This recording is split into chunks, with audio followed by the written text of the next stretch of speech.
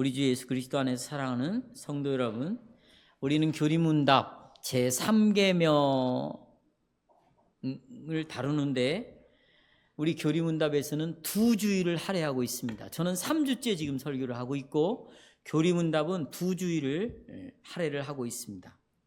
제3계명에서 하나님께서는 당신의 백성에게 당신의 이름을 잘못 사용해서는 안 된다. 잘못 사용해서는 안 된다. 이것을 우리에게 가르치고 있습니다. 하나님께서 당신의 이름을 잘못 사용하는 자들에게는 죄 없다 하지 아니하겠다. 내가 그들을 죄인으로 인정하고 그 죄에 벌을 내리겠다. 이렇게 우리에게 말씀하고 있습니다. 지난주에 우리는 우리 구주 예수의 그리스도의 이름을 많은 사람들이 모독하고 있고 예수 그리스도의 이름을 많은 사람들이 저주하고 있다는 것을 살펴봤어요. 분명히 하나님께서는 어떻게 예수께 모든 이름 위에 뛰어난 이름을 주셨는가? 그 뛰어난 이름 앞에 모든 사람들이 어떻게 무릎을 꿇게 하셨는가?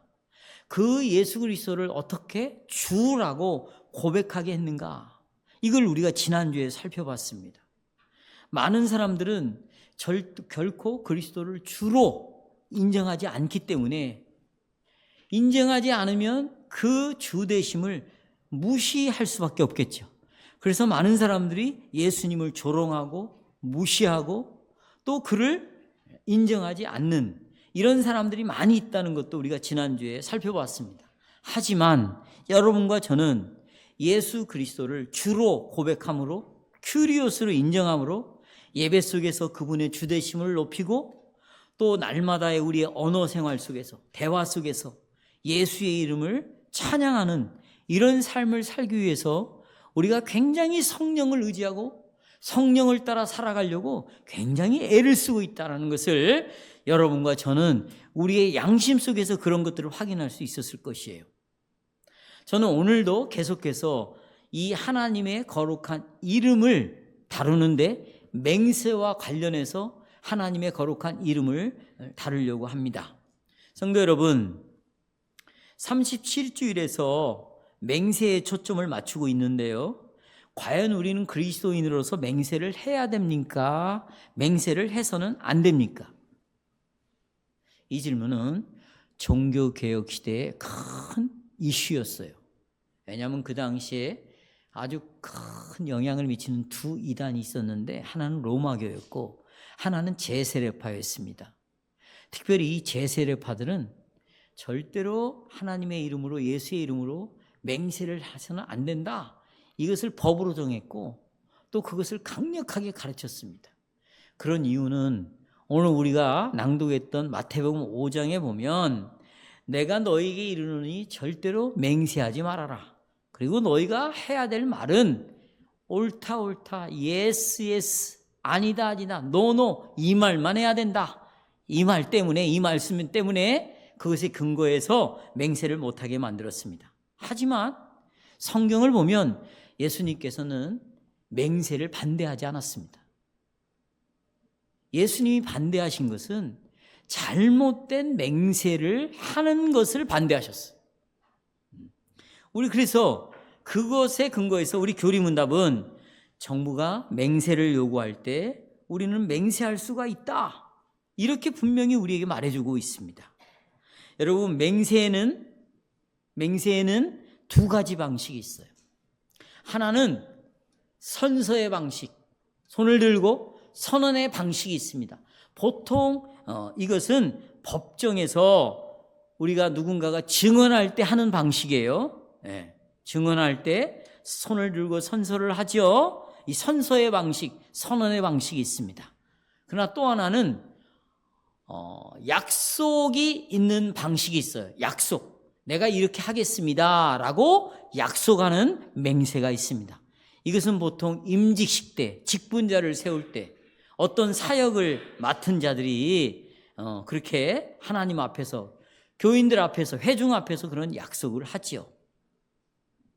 그럴 때 우리 교리문답에서도 성경에 근거해서 맹세를 해야 된다, 이렇게 말하고 있습니다. 저는 오늘 오후에 이런 선언적인 맹세, 또 약속을 하는 맹세 두 가지에 초점을 맞추고 오늘 설교를 하려고 합니다. 오늘 설교의 주제는 우리가 내가 한 약속을 끝까지 신실하게 지킴으로 하나님의 이름에 영광을 돌리자. 반대로 내가 한 약속을 지키지 않으면 하나님의 이름이 더럽혀진다, 이런 말이에요. 두 가지를 말씀드립니다.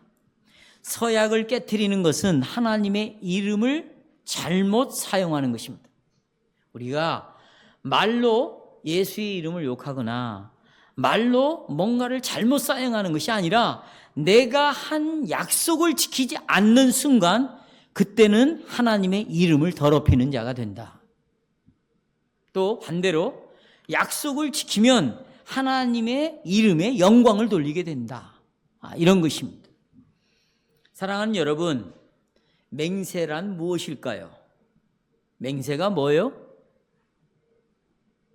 진실을 말하거나 아니면 내가 약속을 끝까지 나는 지키겠습니다, 그러니 하나님 당신이 내 증인이 되어 주십시오 라고 호소하는 것입니다.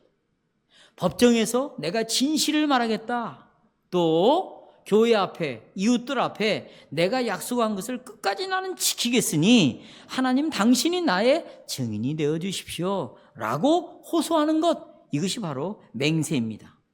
그러니까 내가 어떤 것을 하겠다고, 진실을 말하겠다고, 아니면 내가 약속한 것을 끝까지 지키겠다고 말을 했으면 그 한 말에 여러분 자신과 나는 헌신해야 되는 거예요. 그 말에 뭐 해야 된다?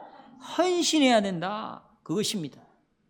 여러분도 아시다시피 맹세라는 것은요, 그 사람과 굉장히 깊은 연관이 되어 있습니다. 예를 들어서 내 동료들에게, 내 믿음의 지체들, 형제들에게 나와서 맹세를 했습니다. 나는 이렇게 약속을 지키겠습니다. 또 여러분이 신방을 받을 때 장로들 앞에서, 교회 대표자 앞에서 내가 이렇게 하겠습니다 라고 약속을 했을 때는 그 동료에게, 장로에게, 믿음의 지체들에게, 이웃들에게 말하는 것입니다. 우리가 맹세를 한다는 것은 내가 말하는 것이 정말 매우 중대하다는 것을 우리 이웃에게 알려주는 거예요. 왜 그것이 중대한가? 우리가 맹세를 할 때는 하나님의 이름을 두고 말하는 거거든요. 왜냐하면 보세요. 하나님이 오늘도 보십시오. 이 교회가 지성소입니다. 지성소는 사각형이죠. 정육면체예요. 그런데 예루살렘의 성이 그렇게 생겼다는 거죠. 예루살렘의 성은 무엇을 상징합니까? 어린 양의 신부를 상징합니다. 어린 양의 신부는 예수님의 신부죠. 그 신부는 곧 교회죠. 그러니까 결국 교회가 지성소라는 것이고, 거기에 함께 하신다면 우리가 말하는 것은 전부 예수의 이름을 걸고 말하는 것이에요. 성도의 교제를 할 때도 예수의 이름을 걸고 말하는 것입니다. 그렇기 때문에 여러분이 지나치는 말이라 할지라도 그 말은 굉장히 중요한 의미가 있다. 그래서 신자들은요, 말을 많이 안 하는 것입니다. 성경이 뭐라고 그래요? 말을 많이 하라고 그래요? 말을 적게 하라고 그래요? 왜 그런 줄 아세요? 여러분의 모든 말은 누구의 이름을 걸고 말하는 것입니까? 하나님의 이름을 걸고 말하는 것이에요. 이름을 걸고. 그래서 그리스도인들은 진실하게 살 수밖에 없어요. 그리스도인들은 정직하게 살 수밖에 없어요. 그리스도인들은 생각하며 말할 수밖에 없어요.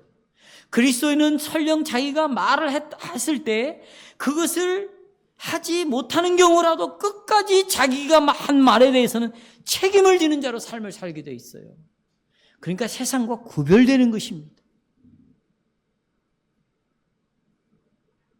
제가 지금 설교하면서 생각하는 사람 중에 이렇게 사는 성도들이 있었어요. 그런데 놀라운 것은 다는 아니지만 고위 공무원들이었어요. 근데 이들이 진급이 다 됐다는 거예요.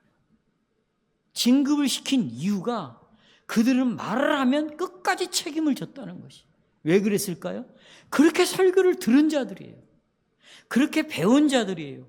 그리고 그렇게 살도록 성령을 의지하는 자들이에요.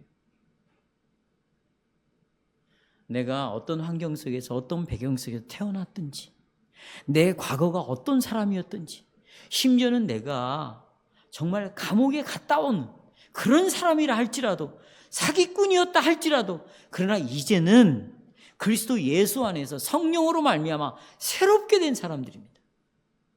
새로운 심령을 갖게 되었어요. 거듭난 영혼이 되었어요. 이때부터는 이제 하나님의 형상이 드러나기 시작하고 이 교회 안에서 하나님의 영광을 비추기 시작하는 겁니다. 그러니 여러분, 우리들은 보석으로밖에 표현이 안 되는 거예요. 각종 보석과 같은 사람들입니다. 바로 여러분이 보석이기 때문에 예루살렘 성전은 재료가 뭘로 쓰여졌어요? 다 보석이었죠. 여러분들이 보석이기 때문에 여러분들을 가지고 교회가 지어져 가는 거예요. 아직 완성이 안 됐습니다. 어떻게 지어집니까? 신자들이 모인 모임을 통하여 지어져 가는 거예요. 그 가장 영광스러운 모임이 무엇입니까? 예배예요. 예배를 통하여 하나님의 교회가 각 귀한 보석들이 여기에 참여함으로 예루살렘 성전이 보석으로 재료가 사용되는 것처럼 여러분을 통하여 지어져 간다. 지어져 가고 있다.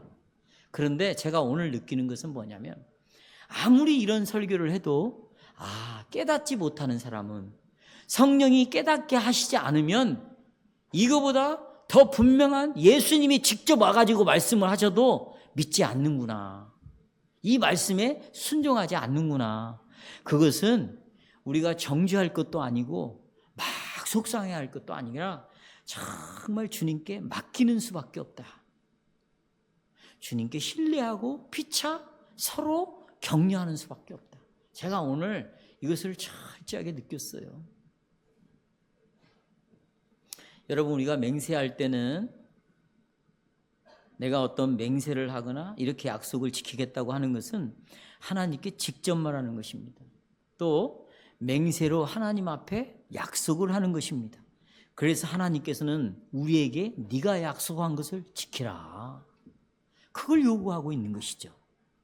자, 그러면 지금 말씀드린 이 내용이 민수기 30장 2절에 나오는데 2절 보시겠습니다.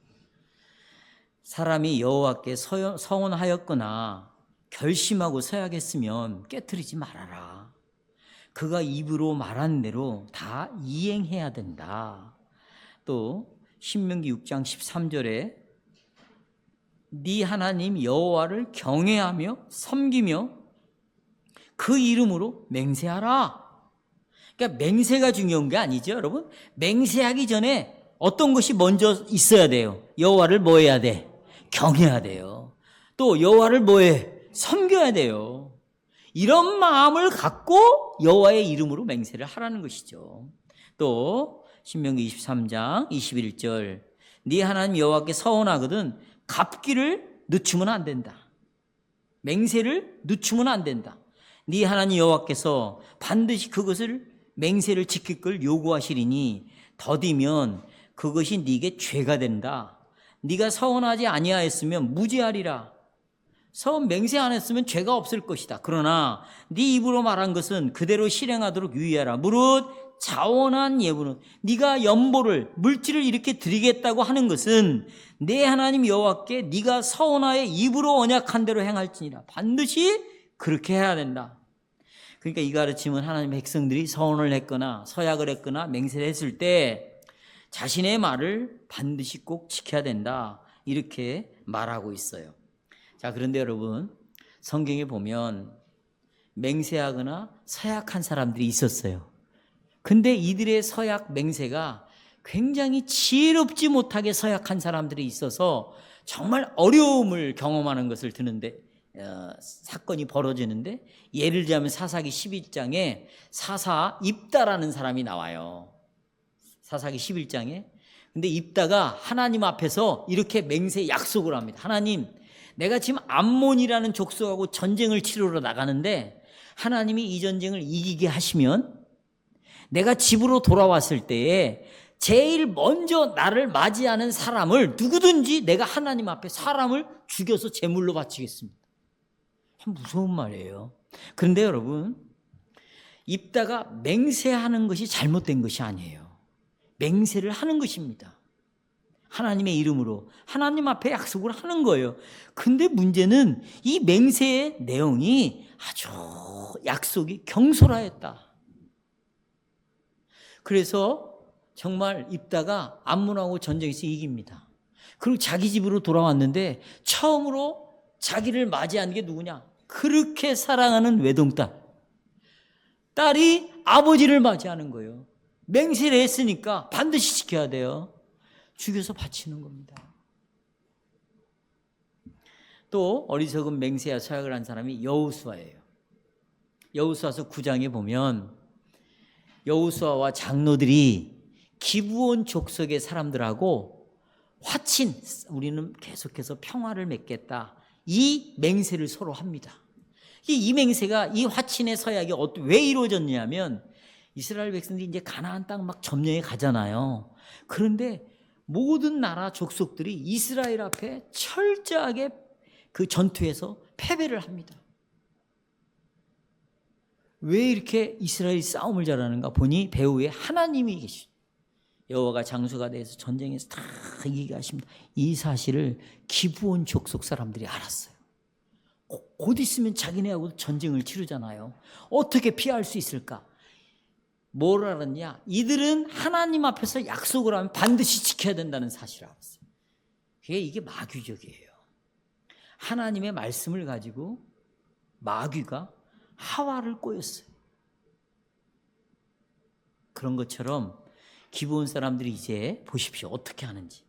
아주 먼 나라에서 온 것처럼 옷도 완전히 누추하게 막 그냥 꼬장꼬장 그냥 먼 여행을 하는 사람 해갖고 와서 우리는 먼 나라에서 왔는데 당신네 하나님은 정말 능력의 하나님입니다.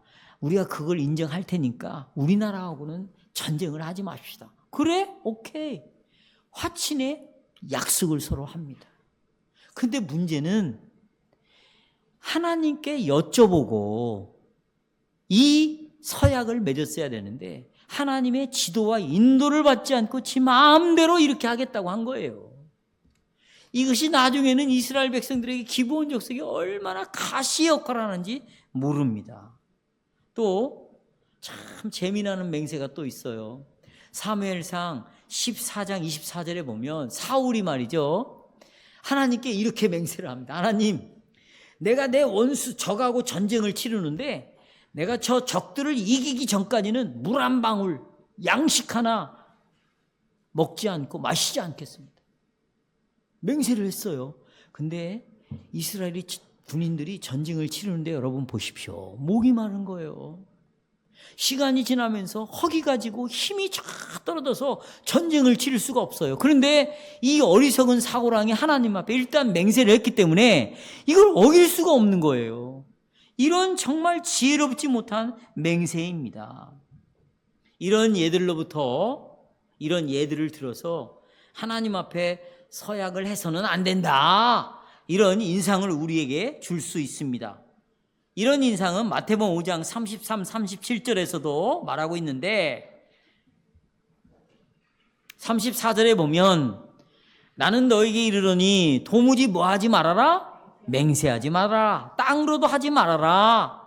또 하늘로도 하지 말아라. 네 머리털, 네 머리로도 하지 말아라. 하는 것은 옳다 아니다 이것만 해라. 그러니까 이런 말씀을 근거로 해서 아까 잘못된 맹세나 이런 걸 근거로 해서 맹세를 해서는 안 된다, 반대하는 사람들이 있는데 예수님 보세요. 절대 맹세를 반대하지 않으셨어요. 우리가 읽었던 말씀, 마태복음 5장의 말씀, 잘못된 맹세를 이해하려면 마태복음 23장의 말씀을 여러분이 이해하셔야 돼요. 23장에 보십시오. 먼저 이게 참 중요한 말씀입니다. 23장에 바리새인과 서기관은 율법 학자들이에요. 서기관들의 향하여서 예수님이 너희는 소경된 인도자라고 그래요. 이게 뭐냐면 이들이 진짜 눈이 보이지 않는 게 아니라 영적으로 어두워져 가지고 하나님의 뜻이 무엇인가를 도저히 깨닫지를 못하는 거예요. 영적으로 어두워졌어요. 그러면 여러분, 이들은 자기네들이 인도하는 백성들을 어디로 끌고 갈까요? 배나 지옥 자식이 되게 하는 거죠. 목사도 똑같아요. 제가 오늘 오전에 말씀드렸지만 새 언약이라는 것은, 신약의 교회라는 것은 옛 언약을 이어서 가는 거다. 옛 언약은 새 언약, 신약 교회 안으로 들어와서 옛날에 약속한 것을 예수 그리스도로 성취해서 가는 것이다. 그러니까 구약과 신약은 아버지와 아들의 관계다. 이것은 서로 뗄 수 없는 관계다. 그래서 여러분, 구약과 신약이 설교 시간에 정상하게 드러나게 되어 있는 것이에요. 그런데 이런 진리를 깨닫지 못하면, 언약을 이해하지 못하면 어떻게 삼위 하나님이 우리를 구원해 가는가, 이것을 제대로 설교할 수도 없고, 요한계시록을 어떤 장소의 개념, 어디 저 공간에 있는 개념으로만 설명을 해가지고 죽으면 가는 나라고, 오늘도 우리 몇 분이 차를 마시면서 교제를 했지만, 거기에 가면 우리 집은 내가 이 땅에 살면서 하나님께 헌금도 많이 하고 봉사 충성도 열심히 했으니까 나는 황금으로 지은 집에 살 수 있다고 착각을 하는 거고, 예수 잘 믿지 못하는 사람은 초가집에서 산다는 거예요. 이런 설교를 할 수밖에 없는 것입니다. 그런데 예수님 당시에 교회의 지도자들이, 성경을 가르치는 서기관, 율법사들이 영적인 눈이 어두워지니까 백성들을 성경은 가르치는데 잘못된 길로 인도해가지고 지옥으로 다 끌고 가고 말았습니다. 예수님께서 이제 이들이 어떻게 잘못된 길로 인도하는지 예를 하나 드는데요. 16절 보세요. 16절. 이 지도자들, 눈먼 자들, 너희가 말하되, 그들이 이렇게 가르친다는 거예요. 성전으로 맹세하면 아무 일도 없다. 아무것도 아니야 그건. 그러나 성전에 금으로 맹세하면 그건 반드시 지켜야 된다. 17절. 어리석은 맹인들이여, 어느 것이 크냐? 그 금이 크냐? 아니면 그 금을 담고 있는 거룩하게 하는 성전이 크냐? 이 말을 하는 거거든요. 여기 보십시오. 여러분, 자신이 뭔가를 약속을 하잖아요. 내가 말하는 것은 정말 진실이야. 이것이 정말 중요한 거고, 이것은 내가 진짜라니까. 이것을 보증하려면 자기가 소중하게 여기는 것을 가지고 맹세를 하게 되어 있어요. 우리가 이런 경우 있죠. 내가 목숨을 걸을게, 이런 말 있잖아요. 내가 하는 말이 진짜야, 이건 사실이야, 이걸 말하기 위해서 내가 목숨을 건다. 우리는 자기가 말하는 것이 진실이라면 때로는 목숨을 걸기도 하고, 어떤 사람은 내가 하나님의 이름을 걸고 맹세를 한다. 그래서 사람이 무엇을 두고 맹세하는가를 살펴보면, 아, 이 사람은 정말 소중히 여기는 것이 이런 것이구나, 그런 걸 확인할 수 있습니다. 그런데 예수님께서는 요 당시 서기관들이 맹세나 서약에 대해서 가르친 내용을 예를 들어가지고, 저들이 중요하고 덜 중요하다고 내리는 그 판단, 이들은 성전에 있는 금이 더 중요하고 성전은 중요하지 않다라고 이런 판단을 내렸는데, 그 판단을 보니까 이 사람들이 뭘 더 중요하게 여기는 것을 예수님이 발견했다는 거예요. 이 사람들은 성전은 중요하게 여기지 않고 성전 안에 있는 금이 더 중요하다고 생각을 했기 때문에 백성들에게 그걸 가르쳤다는 거예요. 이 가르친 것이 영적으로 어두운 지도자들의 모습이다. 이걸 우리에게 말해주고 있습니다. 여러분, 성전을 두고 맹세하는 것은 아무것도 아니라고 하는 것은 성전 자체가 그렇게 중요하지 않다라고 하는 것이고, 성전에 있는 금이 더 중요하다고 가르치는 것은 바로 우리가 중요하게 여겨야 할 것은 바로 성전의 금이라는 뜻입니다. 그러니까 여러분 생각을 해보십시오. 금 자체가 거룩한 것이 아닙니다. 어떻게 금이 거룩한 것이 될 수 있어요? 하지만 금이 세상에 있는 금과 구별이 되는 것, 거룩한 것은 금이 성전 안에 있기 때문에 구별된 장소에서 구별된 하나님으로 거룩하신 하나님에게 사용되는 성전의 도구로 사용되기 때문에 성전이 있기 때문에 성전에서 사용하기 때문에 금이 중요한 거예요. 그렇죠? 예수님께서는 이러한 예를 통해서 알려주고 싶은 것이 뭘까요? 서기관들의 가르침은 보십시오. 뭐가 더 중요하고 뭐가 덜 중요한가? 무엇이 본질적이고 무엇이 부수적인가에 혼동을 가지고 있었다. 구별을 하지 못하고 있었다. 다시 말하면 먼저 있어야 될 것, 그리고 나중에 따라가야 할 것, 어떤 일을 하는 데 있어서 선이 있고 후가 있는 거예요. 그런데 이들은 후가 선으로 오고 선이 후로 갔어요. 뒤에 따라가야 할 것이 앞에 있고 앞에 가야 할 것이 뒤로 와버렸어요. 중요한 것이 뒤로 가고 덜 중요한 것이 앞으로 가버렸어요. 본질적인 것이 뒤로 오고 부수적인 것이 앞으로 가고 말았어요. 제가 여러분 지난 주일날 교리 설교 때 무슨 얘기를 했습니까?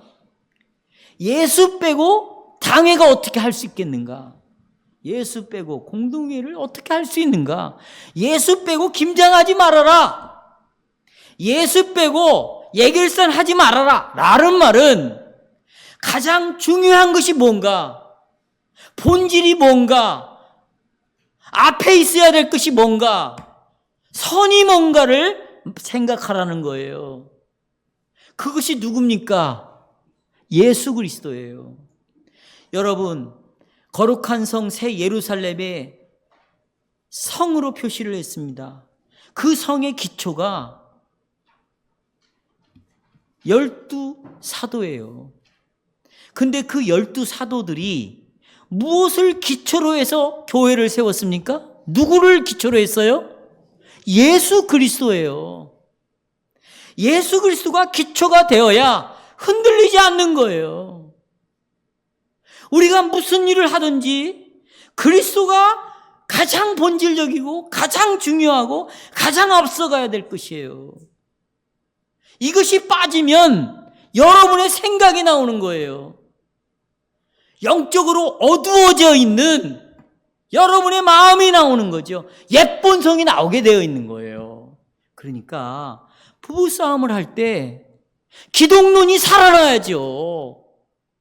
가정에서 자식들하고 대화를 할 때 예수님이 끄집어 나와야 되는 거 아니에요. 예수님은 교회에서만 믿는 게 아닙니다. 예수님을 영접할 때만 믿는 게 아니에요. 그건 믿음이 아닌 거예요, 여러분. 부모가 자식에게 말할 때, 자식이 부모의 말을 들을 때 예수님이 나와야지요. 예수님을 믿음으로 그 얘기를 받아야지. 근데 예수님이 빠져 있어요. 기초가 예수님이 아니에요. 그건 교회라고 말할 수가 없는 거예요. 그건 성도의 교제가 아닙니다. 그것은 사탄의 회가 될 수밖에 없어요. 자기 생각들이 판을 치는 것이 될 수밖에 없어요. 그 가정에서 계속 싸우는 거예요. 의견이 일치가 안 하는 거죠. 왜요? 기독론이 안 나는 거지. 그래서 이 교회의 머리는 누굽니까? 참교회와 거짓교회 차이가 뭐죠, 여러분?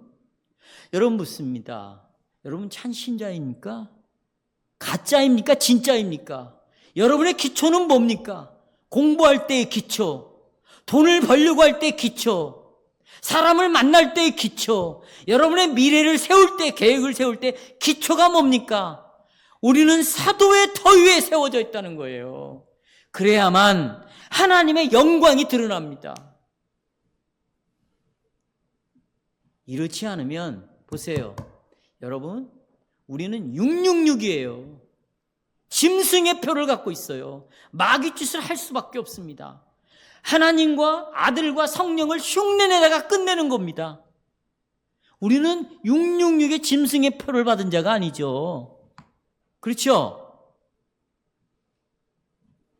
지금 바리새인들, 서기관들, 이들은 순서를 바꿔놔 버렸어요.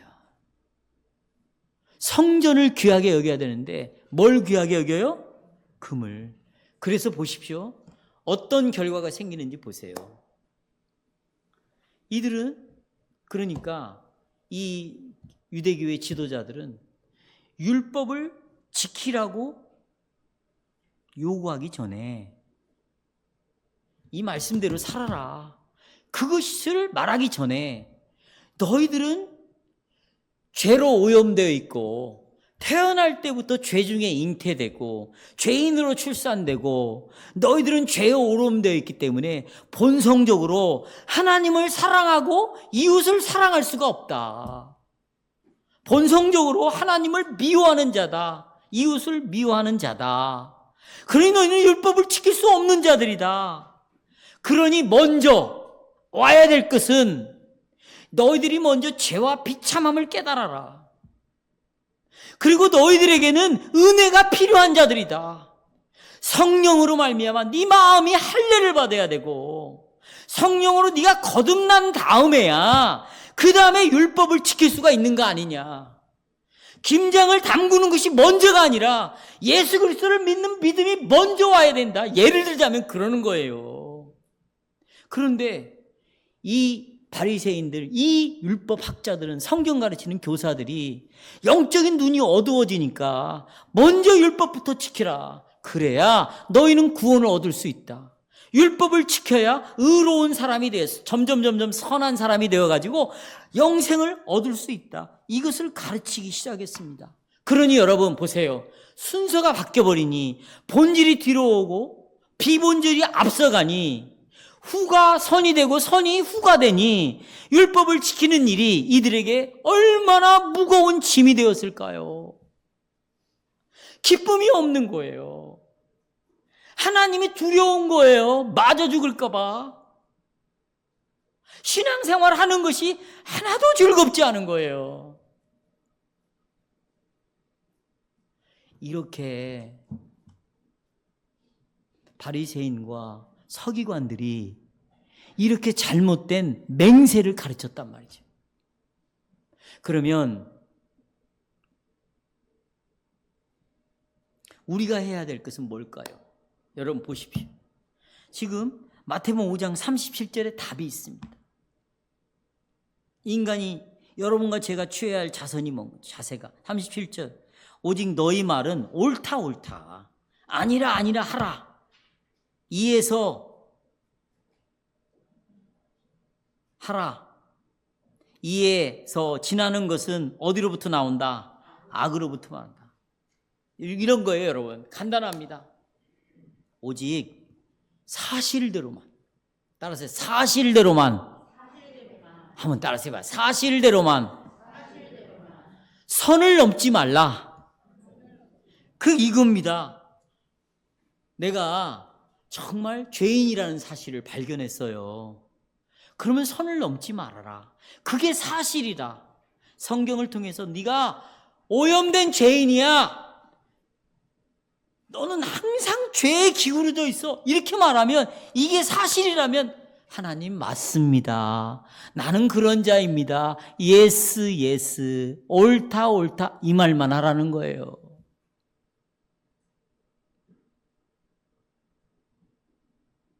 아멘. 내가 설교를 들으면 들을수록 내 스스로는 나를 구원시킬 수 없다. 이 사실을 발견했으면 하나님 맞습니다. 나는 어떤 노력을 해도 나를 이 죄에서 건져내고 이 흉악한 마귀에서 나를 끄집어낼 수가 없습니다. 하나님 그게 사실입니다. 맞습니다. 예, 하나님 그게 진리입니다. 이 말만 하라는 거예요. 또 주님이 말씀에서 그렇게 할 수가 없어. 그건 아니야. 그러면 아니요라고 말을 하라는 거예요. 만약에 우리가 나는 맘만 먹으면 뭐든지 할 수 있어. 나는 한번 한다고만 해. 이것은 아주 오만하고 교만한 말이에요. 할 수도 없고 그럴 능력이 없는데 사람들 앞에 마치 할 수 있는 사람처럼 보이고 싶어 하는 거죠. 그러지 말아라. 그것은 네가 정말로 진실하지 않은 걸 보여주는 것이다. 네 영혼을 잘못 지옥으로 끌고 가는 것이다. 네 도덕은 그렇게 깨끗한 인간이 아니야. 이런 것들은 다 악에서 나오는 거야. 마귀에서 나오는 거야. 다 이 세상 사람들이 겉으로 그런 사람인 것처럼 보이려고 하지 않느냐. 그런데 이분의 잘못이 이분의 이런 교만함과 오만함이 이건 정말 교만한 거거든요. 오만한 거거든요. 신을 두려워하지 않는 거거든요. 근데 이것이 여러분과 내 마음속에도 있다는 거예요. 가정 앞에서도 보세요. 아버지지만 내가 정말 이렇게 살지 못했다 라고 성경이 말하면 그렇다. 여보 그렇습니다. 얘야 그렇습니다. 이것이 아니다 그러면 하나님이 아니라고 그러면 나도 사람들 앞에서 나는 그런 사람이 아닙니다. 이게 진짜 맹세라는 거예요. 그러면 여러분 보세요. 이런 맹세를 하잖아요. 이 사람은 진실한 사람이거든요. 자유가 생깁니다. 사람들 앞에 이제 가오잡을 것도 없어요. 가정에서도 말이죠. 말로 막 그럴 필요가 없어요. 왜? 이미 맹세를 해버렸어요. 네가 죄인이야. 예, 맞습니다. 라고 고백을 해버린 거예요. 난 그런 사람이라고 맹세를 인정을 한 거고 또 할 수 없는 거에 대해서는 예, 할 수 없습니다. 성경이 아니요 라고 말하면 나는 아닙니다 라고 말했기 때문에 진정한 자유를 누릴 수 있는 거예요. 그리고 누구도 이제 두렵지 않습니다. 왜냐하면 하나님 앞에서 자기를 솔직하게 인정을 했기 때문에 가면을 쓸 것도 없습니다. 말로 꾸밀 것도 없습니다. 그러는 척 할 이유가 없어요. 이런 사람 속에 성령이 정말 진실되게 이 사람들을 만들어가는 거예요. 그런데 사람들은 하늘을 두고 맹세해요. 땅을 가지고 맹세해요. 머리를 두고 맹세해요. 그러니까 예수님이 뭐라고 하냐면 야, 네가 흰 머리를 검게 만들 수 있냐? 네가 검은 머리를 희게 만들 수 있는 능력이 너한테 있어? 그런 능력도 없으면서 어떻게 머리를 갖고 맹세를 하냐? 어떻게 하늘을 땅을 가지고 걸고 맹세를 하냐? 그러지 말아라. 그러니 여러분 첫 번째 대지에서 이제 우리는 정말 전적으로 무능하고 죄로 죽어 있습니다. 백층에서 영혼이 떨어져 있어서 내가 영적인 일에 있어서 할 수 있는 것이 아무것도 없어요. 형길이 형제.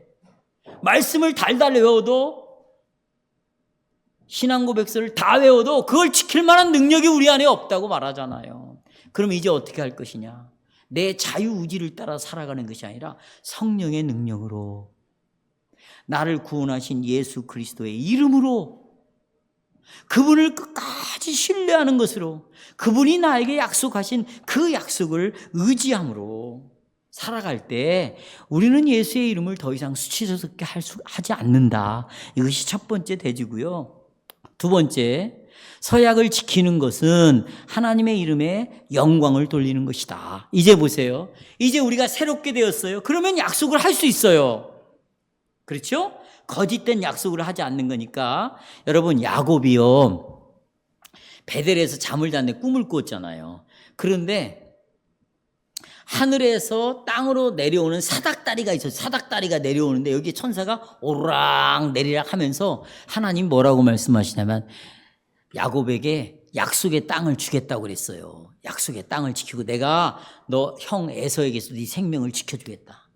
그러니까 야곱이 뭐라고 그러냐. 하나님 그렇게 해주시면 내가 하나님을 하나님으로 믿겠습니다. 두 번째, 내가 10의 1조를 바치겠습니다.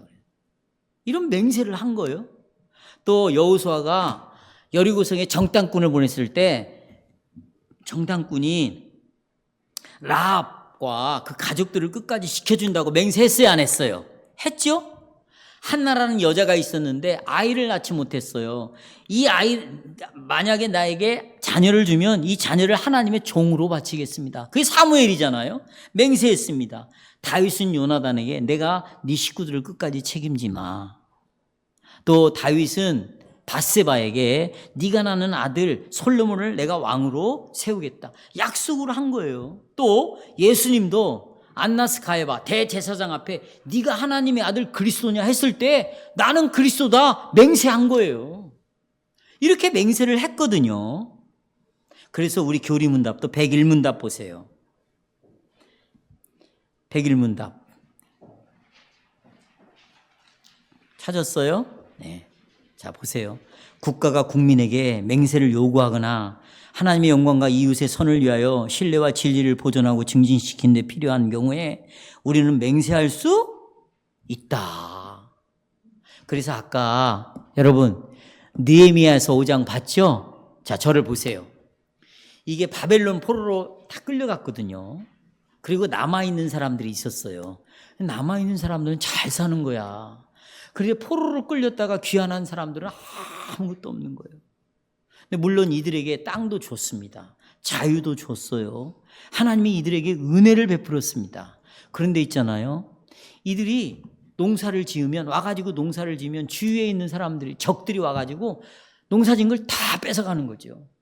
그러니까 남는 곡물이 없어요. 없으니까 어떻게 땅을 담보로 저당을 잡혀가지고 돈을 빌리는 거예요. 돈을 못 갚네. 그러니까 자식을 팔아버리는 거죠. 이런 비참한 일들이 자기네 신앙 공동체, 믿음의 지체들 서로가 이런 일이 벌어졌고 특별히 이런 걸 이용해서 그 당시에 귀인들, 돈 많은 사람들, 부자들, 지도자들은 고리대금업을 했어요. 돈을 빌려주고 높은 이자를, 그 돈을 갚을 수가 없는 거지. 그러니까 아우성이 나가지고 느헤미야가 다 돌려줘라. 그랬더니 이 지도자들, 귀인들, 부자들 이런 사람들이 그렇게 하겠다고 맹세를 하고 이 맹세를 지키지 않는 자들에게는 어떤 일이 벌어지냐 읽어보세요. 13절 한번 보세요. 13절 같이 읽어볼까요? 시작. 내가 옷자락을 털며 이르기를 이 말대로 행하지 아니하는 자는 모두 하나님이 또한 이와 같이 그 집과 산업에서 털어버릴 짓이니 그는 곧 이렇게 털려서 빈손이 될 것이다. 그러니 이웃과의 관계에서 내가 이렇게 하겠다고 약속을 했으면 끝까지 지켜라. 여러분 성도들 사이에 또 내 친구들 주위에 있는 사람들 속에 친구가 죽으면서 나는 너를 신뢰하니 여러분이 신자일 경우에 내 아내와 이 자식들을 친구야 잘 부탁하고 간다. 그래서 여러분이 그렇게 돌보겠다. 그러면 돌봐야 되는 것이에요. 여러분이 이렇게 하겠다. 그러면 그 약속을 지켜야 되는데 우리는 우리의 힘으로 지키는 것이 아니라 하나님이 나에게 부어진 사랑을 가지고 입은 은혜를 가지고 나도 그 은혜로 이웃의 유익과 복리와 안녕을 위해서 기꺼이 즐거운 마음으로 내 은사를 뭐 해놓는다? 내어놓을 책임이 있다 없다? 있다는 거죠. 있다는 거예요. 또 자, 공적인 신앙 고백을 할 때 여러분 다 하나님 앞에 약속으로 맹세했어요? 안 했어요? 했죠. 나는 하나님을 사랑하겠다. 내 옛사람을 부인하고 하나님의 말씀을 따라 성령으로 이렇게 살아가겠다. 그리고 내가 살다가 얼마든지 말씀에서 벗어날 때는 교회의 권징을 받아들이겠다 그랬어요. 그렇죠? 근데 여러분 한편으로는 내 전체의 삶을 하나님에 바치겠다 약속을 하고 한편으로는 죄에 빠지면서 살아가는 거예요. 약속을 했는데 갖가지 핑계를 대고 약속을 지키지 않는 겁니다. 갖가지 핑계를 대고 하나님의 계명을 어기는 거예요. 잘 들어보세요. 맹세한 것을 이렇게 무시하면서도 여러분 하나님이 잘 살게 할 거라고 생각합니까? 그러면 우리는 이 성경을 덮어야 돼요. 왜냐하면 이 성경이 거짓말이니까. 신약 시대니까 우리는 봐주는 거예요? 여러분 그렇다면 옛 언약이 신약 이 새 언약과에 이어지는 것이 끊어줘야 되겠죠. 여러분, 힘은 대로 거두는 거예요. 여러분이 갖가지 핑계를 대고 하나님 앞에, 교인들 앞에 분명히 약속을 했는데 이 약속을 지키지 않는다. 권징을 받아들이지 않는다. 나하고 맞지 않으면 하나님의 말씀이고 뭐고 나는 받지 않겠다. 하나님이 맹세한 걸 지키지 않을 때는 반드시 심은 대로 거둔다. 내가 결혼할 때 결혼할 사람이든지 결혼한 사람이든지 내 남편에 내 아내를 책임지겠다. 그러면 이것은 사람 앞에 한 말이 아니에요. 하나님의 이름을 걸고 맹세를 한 거거든요. 그렇죠? 또 자녀를 안고 세례를 받을 때 내가 자녀에게 어떤 상황에서든지 이 아이가 거듭나도록 복음을 전해주겠다 했어요. 또 직분자들이 직분을 받을 때 여러분들 보세요. 지난주 수요일 날 우리가 당회로 모일 때 뭐 한지 아세요? 경건회를? 여기 임직식을 읽었어요. 장로에 대한 임직식 이야기를 우리가 읽었다고. 여러분들이 교인들 앞에서 약속한 것은 사람들 앞에 한 것이 아니고 하나님의 이름을 걸고 약속을 한 것이에요. 그러면 게으르면 안 되는 거죠. 열심을 내어서 이 양들을 살필 것을 약속합니까? 분명히 이렇게 우리에게 묻고 있어요. 네, 약속합니다라고 했으면 성령을 따라 믿음으로 하나님의 은혜를 앞세워서 그리스도의 값없이 주시는 구원과 의로움과 성령이 새롭게 하시는 이 놀라운 아버지의 은혜와 사랑, 긍휼을 앞세워서 약속을 지키셔야죠. 또 그런 약속을 지켜갈 수 있는 능력을 주셨습니다. 여러분 안에는 그런 은혜가 있습니다. 그런 사랑을 부어주셨어요. 그리고 약속을 믿음으로 지켜갈 때 힘은 대로 거두는 거예요. 언약의 저주가 아니라 언약의 뭐가? 복이 우리 안에 있게 되는 것이에요. 저는 이 말씀으로 결론을 내리려고 합니다. 시편 116편, 자 보십시오. 핸드아웃.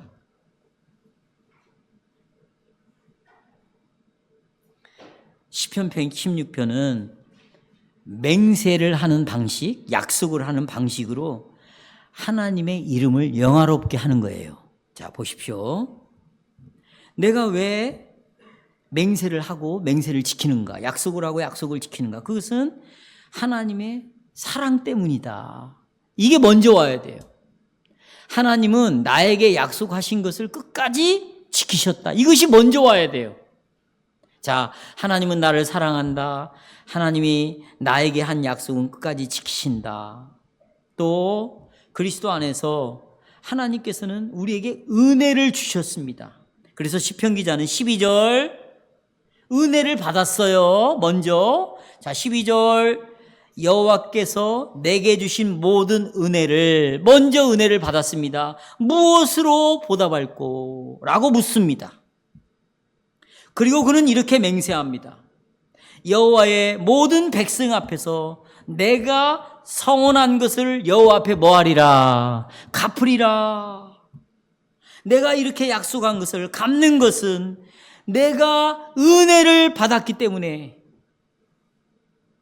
여러분들이 하나님의 은혜를 받았기 때문에 이 교회와 한 약속, 식구들끼리 한 약속은, 그리고 여러분이 한 약속은 내가 은혜를 입었기 때문에 내가 약속한 것을 여호와께 갚겠다는 거예요. 갚아야죠. 그리고 5절에 여호와는 어떤 분이래요?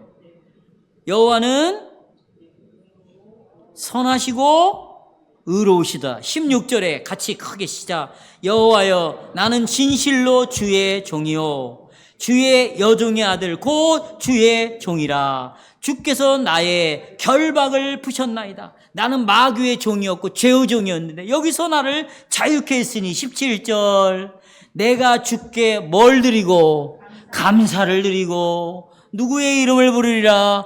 여호와의 이름을 부르리라.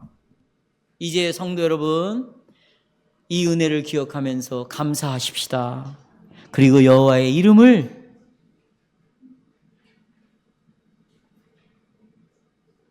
부르고 그 이름 앞에 영광을 돌립시다.